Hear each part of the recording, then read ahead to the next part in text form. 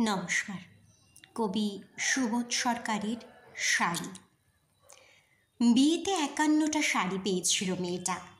অষ্টমঙ্গলায় ফিরে এসে আরও ৬টা।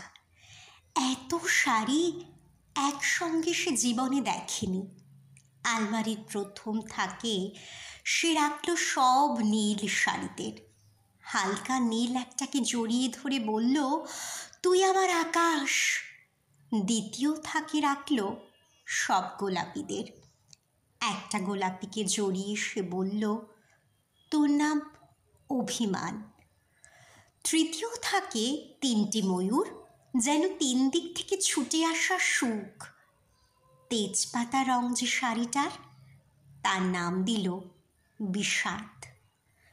সারা বছর ধরে শুধু শাড়ি উপহার পেল।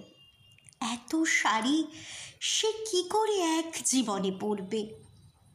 কিন্তু বছর যেতে না যেতেই ঘটে গেল সেই ঘটনাটা।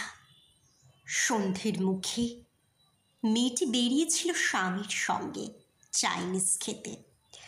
কাপড়ে মুখ বাঁধা ৩টি ছেলে এসে দাঁড়ালো। স্বামীর তলপেটে ঢুকে গেল ১২ ইঞ্চি উপর থেকে নিচে। নিচে নেমে ডান দিকে যাকে বলে এলো। পড়ে রইল খাবার। চিলি ফিশ থেকে তখনও ধোয়া উঠছে। এর নাম রাজনীতি, বলেছিল পাড়ার লোকেরা। বিয়েতে ৫১টা শাড়ি পেয়েছিল মেয়েটা। অষ্টমঙ্গলায় ফিরে এসে আরও ৬টা। একদিন দুপুরে শাশুড়ি ঘুমিয়ে সমস্ত শাড়ি বের করে ৬তলার বারান্দা থেকে উড়িয়ে দিল নিচের পৃথিবীতে। শাশুড়ি পরিয়ে দিয়েছেন তাকে সাদা থান। ১৯ বছরের একটা মেয়ে, সে একা। কিন্তু সেই থানও এক ঝটকায় খুলে নিল ৩ জন।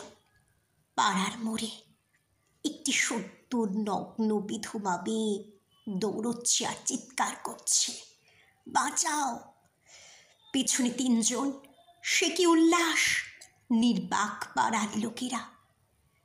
বিয়েতে ৫১টা শাড়ি পেয়েছিল মেয়েটা। অষ্টমঙ্গলায় ফিরে এসে আরও ৬টা।